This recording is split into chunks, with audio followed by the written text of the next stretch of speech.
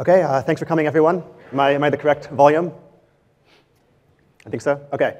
My name is Amin Bartram. This is Guillaume Lusasano, and we are the technical co-founders of SocialCam. Our third co-founder, Michael, is in the audience there, and our two employees. So SocialCam is an app and a website for sharing video. We make it really easy to take a video on a smartphone, get it online, to comment on videos, and to see the videos your friends are taking. We've been called Twitter or Instagram for video.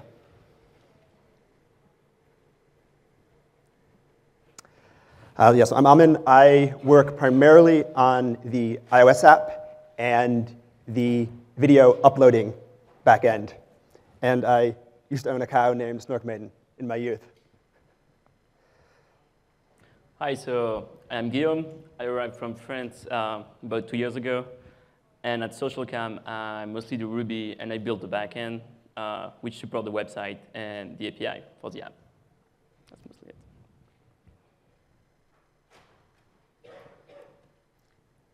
Clicker malfunction. Oh, OK. Great. So last April, we released an extremely effective Facebook integration. And over the course of a month, the monthly uniques on our website grew from 3 million to 120 million. During that time, Guillaume and I were the only engineers at SocialCam. So we had to do that pretty gargantuan scaling task alone. So what we're going to do here today is go through the 3 principal problems that we had to solve during those few months, that crazy growth, and lay out the various solutions we came up for each of those problems. So in April, we had just finished Y Combinator. We were running, at that point, on 15 fairly cheap servers in a co-location facility in South San Francisco. Simple Rails stack, Postgres was our primary database. We had video lists in Mongo, just to be a little bit faster, keep them out of the main database. And that architecture worked well for our scale pre-Facebook integration. We'd raised money, we were growing, we were happy with ourselves. And then we released Facebook, and bam, everything exploded.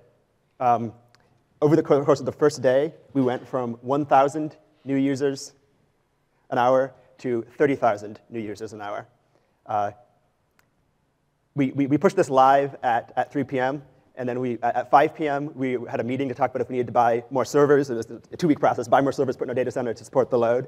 And by 7 p.m., it was clear that everything was going to be down by 9 if we didn't fundamentally change something. So the first problem, the first of our big scaling hurdles, was not enough CPU. And Guillaume's going to talk about it. Yeah. Cool. Yeah. So the first big problem we encountered, actually, that we didn't have enough CPU to process all the backend requests, the website, and the API, and also the video processing stuff. We were ingesting more videos, and we didn't have just not enough capacity to treat all of that. So immediately, what we had to do, as Amon said, is decide if we wanted more other boxes or try to do something and move to AWS. Obviously, we didn't have time to buy hardware. So the only option for us was to go on AWS. But we were running fairly well in our own co-location with 15 servers. We had our DB and stuff, and it was kind of our problem to extend capacity from our colo and add capacity on AWS. So we had to find a way to communicate from AWS to our database in our colo, because it was not open to the world, right? It was, for some security reason, it was blocked from the outside world. So first thing we tried, in hackish way, it was, Amon was just spin up an instance and set a bunch of SSH tunnel to be able to redirect the database port to an SSH port. And some crazy stuff happened in the, Amon was inside the terminal, launching stuff, It worked a little bit, but broke pretty quickly. It worked. Our entire there was a point where our entire video encoding system was running in a whole bunch of screen sessions on AWS instances, communicating over this spider web of SSH tunnels back to our database. Indeed, but obviously, this wasn't the right solution. So we called out some friends, some admins that came out and helped us set up the real solution, which was setting up a VPN. Great, we had our first VPN. Communication was working. The thing is, 1 or 2 days after, we were already maxing out the capacity of the VPN. So we had to add a second VPN, and like a few days after, a third one. And right now, we are still running on 3 VPN to communicate between our two AWS and our colo. So this was the first problem. The first solution was to add capacity in AWS. Second thing we had to do, and we had to be extremely fast because we wanted the site to be up to keep getting users. So Michael asked, hey, what should we kill to keep running and to keep get the site up? So we started to kill non-essential feature, activity feed, comments on the website. And even though there is also some geo that wasn't necessary for us, what we were looking for is growth in the US. That was the most important thing to keep up. So we started to disable non-US countries. And that night, I mean that first day, kill switches were born. Basically, we quickly built a web interface to be able to turn on and off features on our backend by just setting a flag in memcache. And the thing is, as we built a web interface to do that, you need to be careful if you do this kind of stuff, because if your site is getting done because a feature is killing it, you cannot access the web interface to kill that feature because your site is done. So you need a backup way to kill stuff. That's not very interesting. Just we killed our test suite and had to deploy our deploy system wasn't working anymore because we had this crazy AWS and our own colo. So all of that actually happened in the first day. As Amon said, we pushed the stuff at 3 p.m. At 8, everything was breaking. We had to act very quickly and react to that. So 9 a.m. in the morning, we worked all night, pretty tired, actually completely exhausted. We decided to get back to home, have like 2 hours of sleep, and get back to work the day after. The site was up, but not extremely healthy with features actually disabled. So we get back to work. And now that we have this new capacity on AWS, we can take advantage of it. So next solution is actually to offload some of the processing that we were doing on the website or on the API request to move this to workers to be able to increase the capacity of our website and API. So we started to move a bunch of stuff that was expensive computation to workers, and we just like basically created boxes that were just processing stuff in the background. And we had a pretty neat system that basically we were able to put a piece of code. We were using the same framework for everything. So just to put a piece of code that was running on the website live, just put this in a worker, and we were able to get asynchronous tasks running in the background pretty fast. And that was a huge help for us. And also very important, actually, we added more monitoring to our stuff because it was crucial for us to know what was our current capacity, and when something was done, we needed to know immediately. And something you might know, but AWS actually has a bunch of limits that you are going to hit if you have to scale pretty quickly. Service limits on the number of EC2 instances you can have at the same time, EBS volume, IPs, everything. So hopefully, we got a great contact at AWS that was able to unlock these limits pretty quickly. So we were able to scale with that. Great. So the second main problem we encountered after not enough CPU was the database. So we had set up this VPN that allowed us to, without re-architecting our system, add boxes on AWS and allow them to talk to our existing databases, and we could scale out and get as much CPU as we needed that way. But unfortunately, DBs don't work that way, and so we could not do the same thing with the database. So the first solution really was an interesting side effect of how we were running. So we had moved most of our app servers onto the cloud, onto Amazon. But just because we didn't want to take the time, our database was still running on a box, like a physical server that we controlled. And this actually ended up being an advantage because we were able to just scale it up vertically, far beyond what's possible or easy on a virtual server. So the first solution was just to, buy, get 96 gigs of memory, put it in the box, and buy the biggest, fastest SSD drives that money can buy. And a part of that, of course, was taking the site down. We did not have a good way to swap out drives and memory on our main DB without taking the site down. And I think it's good to note that a startup can afford to do that. So when EC2 goes down on the East Coast for a few hours, it makes the front page of the New York Times, and everyone worries about the end of the cloud computing. If you're a startup, it's being up on the terms of days that matters. You can, in fact, afford to take your site down for 3 hours and fix a problem and bring it back online. So we did that. So the second solution to the database problem, and the more fundamental one, was to build a caching system. So the purpose of caching is to minimize the number of requests that hit the back end per user request to reduce load on app servers. And there are some common techniques for that. Static full-page caching. Server-side includes AJAX loading and fragment caching. So SocialCam is a very customized dynamic site, which means that just about every page on the site and every app request is returning user-specific information, which means that sort of simple full-page static caching, just taking the result of your request and saving it somewhere and serving that to multiple users, is impossible because we needed to feed custom data to each request. And so we had to use some of these more advanced techniques. And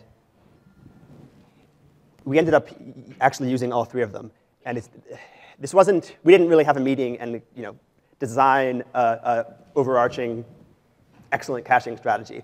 All we did was wait until something was breaking, and then the app server is breaking because we're requesting too many video lists. How can we add some caching to the video lists to lower the load? And we did that iteratively, and we ended up implementing a bunch of different systems. I think the most interesting and the one that was the biggest help was a templated caching system like server-side includes for our video list. And so I'm going to go into that in a little detail here. So the way that worked is, let's talk about the SocialCam app contains a popular video list. It's a list of just the top videos for the hour. And that list is the same for every user of the app and the website. And so in principle, it's an excellent candidate for caching. We could just cache the result and serve it to everybody. The problem is that there are a few bits of custom information in that request that are different for every user. And those are, the app needs to know if a user has liked every single video so that it can decide if it's going to display a like button or an unlike button next to the video in the app. And it also needs to know if the user is following the creator of the video, so the app can decide if it's going to display a follow button or an unfollow button next to that, next to the user in the app. And so that makes it hard to cache the entire result. So what we did was build a system where we can basically insert little templates, a template with sort of flag values into the controller. So like what the controller generates, like where there should be a Boolean indicating if the users like this value. Rather than inserting a Boolean, true or false, into the result, it inserts a special flag that says something like, follow status here, let's say, and like status here. And then that result is generated, and that's cached heavily. It can be cached for hours. And every time a user requests that video list, there's just a simple regex that runs over the results and replaces each of those, like value here, follow value here, with the Boolean that's correct for that user. So you take the complicated heavyweight process of generating the feed, and you cache the result of that, and then you do this lightweight, regex, search and replace out of a request. That was an extremely effective technique for us. And we also make heavy use of fragment caching. Fragment caching, you're probably familiar with, but it allows you to break a web page into pieces and set different cache policies for each piece. So you can basically separate the dynamic pieces with user data from the rest of it. It was very effective. Definitely use it. And then the same with AJAX loading. So AJAX loading, all of the video lists on the SocialCam website are loaded in AJAX, which basically just separates the page request, which can be cached, from the custom data read request, which cannot be cached. And so you get a big benefit there. Cool. So those caching techniques were the second solution to the database problems. But that worked for a while, but our load was still going up, and we were still dying, and so we had to dig a little bit deeper. And we came up with an object caching strategy. So basically, object caching is an attempt to reduce the number of database hits per backend request. And so the idea is that you're going to actually cache individual rows in the database. So if there's a popular video that's being requested 100 times a second, the video is not changing. These are all just reads. And so only one of those requests has to actually hit the database. And the other 99 can hit some other much faster system, and a system that can scale horizontally much more effectively than database. And so we built a system where all video and user objects, we sort of built this, we inserted this in between the application and the database layer, so that all video and user objects can be copied from the database, into a faster system. And this is deployed extremely aggressively. So video and user objects, until they're invalidated, will be, copied out of the database and served from a different system for hours. It'll happily serve the video from the cache until an action occurs which has to invalidate that row. Very effective. Okay, and I guess the fourth solution is memcache, and Guillaume's going to talk about that. Indeed. So for all the caching stuff that Amon just talked about, we actually use memcache to implement that. So I bet all of you already know memcache. It's just a huge caching solution used by most of the big websites in the world.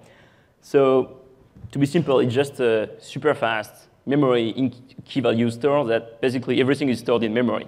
So it's fast. And there is a few tricks we use to actually optimize our usage of memcache. So the first thing is try to avoid keys expiration. Because first of all, it's hard to know when you have to expire things. And it's also slow to expire stuff. So try to just change the name of your keys to get automatic expiration.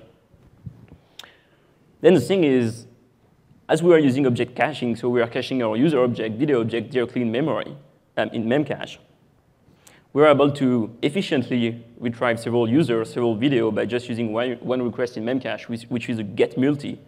So just by giving a bunch of IDs to memcache, we're able to retrieve a bunch of video objects.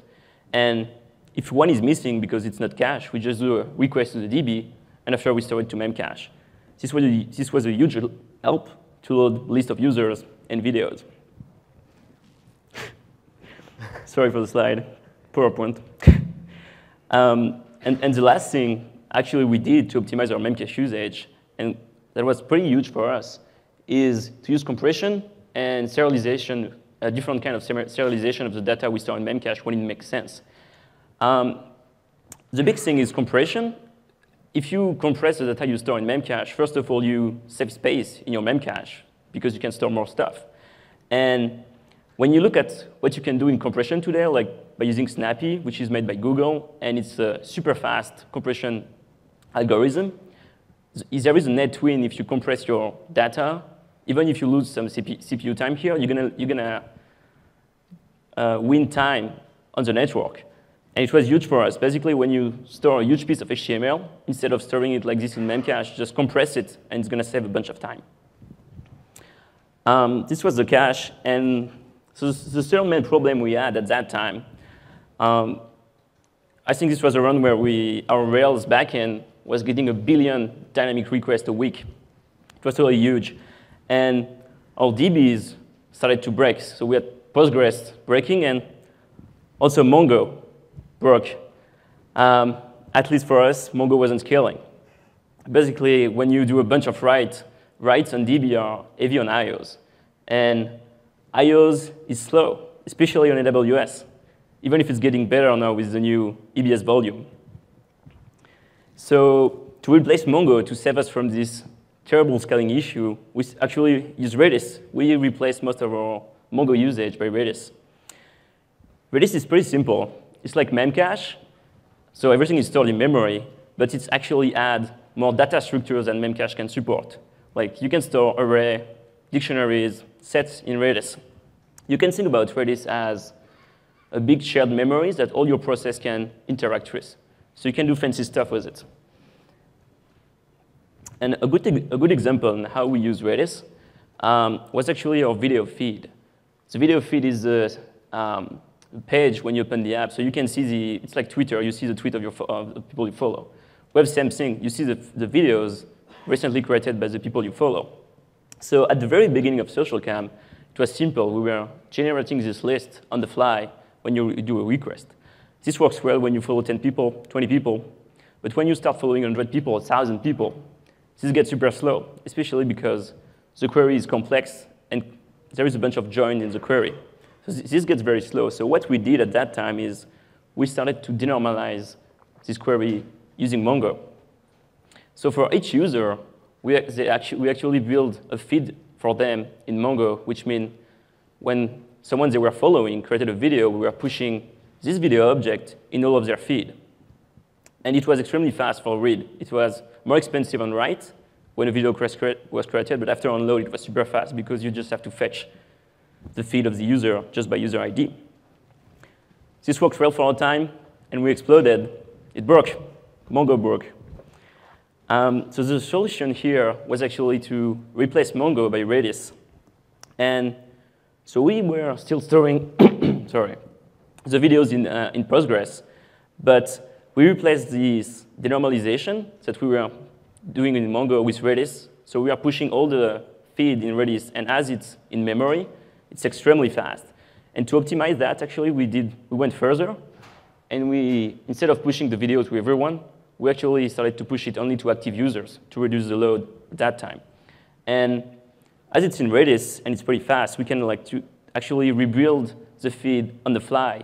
If you are not an active user and you log in after a long time and your feed is not built, we are actually going to take the last video your people you follow created, push them into your feed, and after trigger a background task that's going to rebuild your feed for all the videos, which is a bigger process. So we can achieve fast feed by using Redis and denormalization.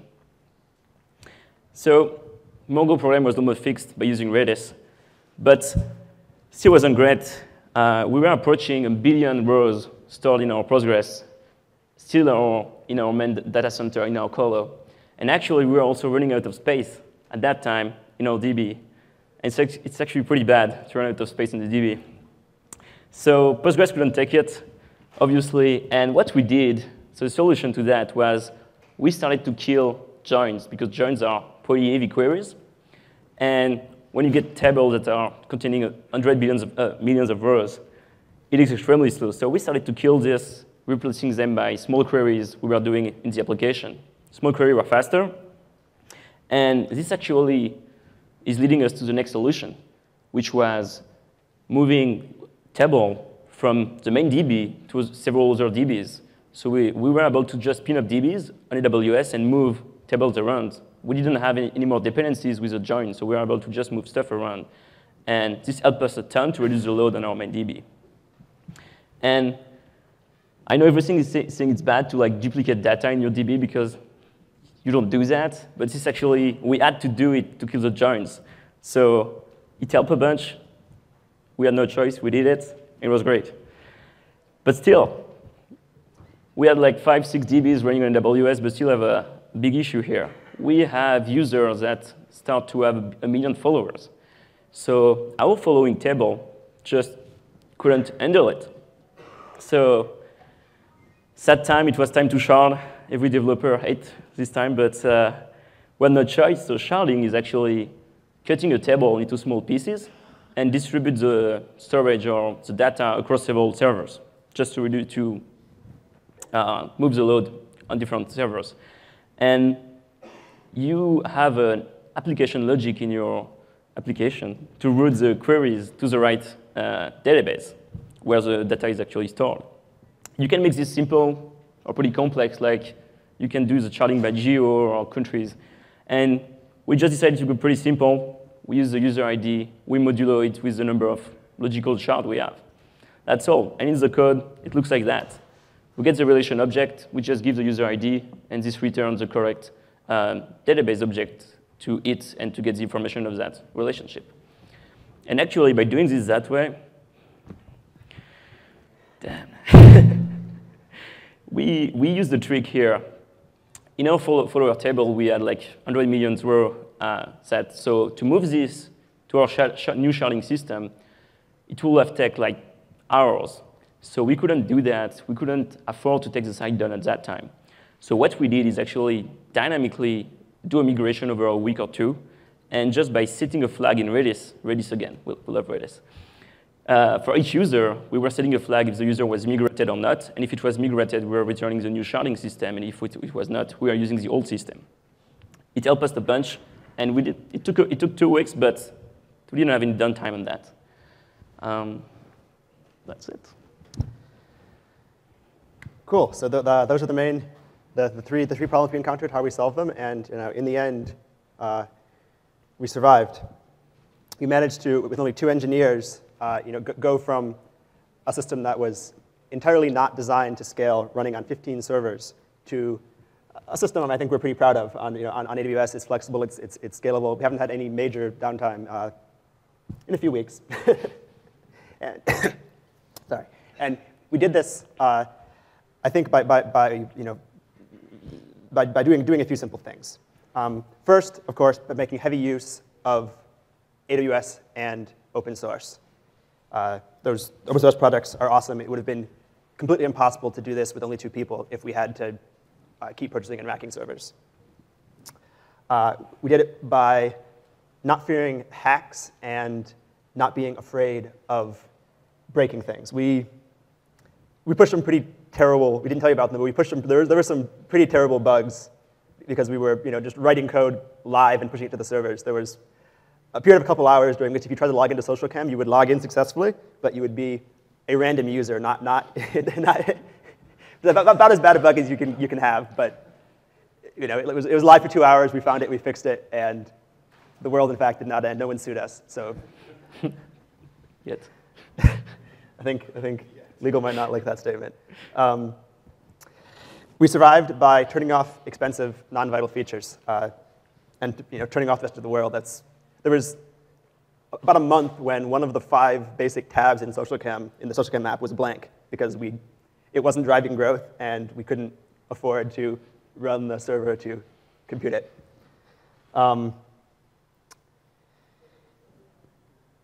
We survived by calling help from friends. Most of the architecture ideas, we came from talking to people smarter than us. Definitely do that. And I think most importantly, we survived by only fixing things that were broken. Guillaume and I are not superhuman engineers.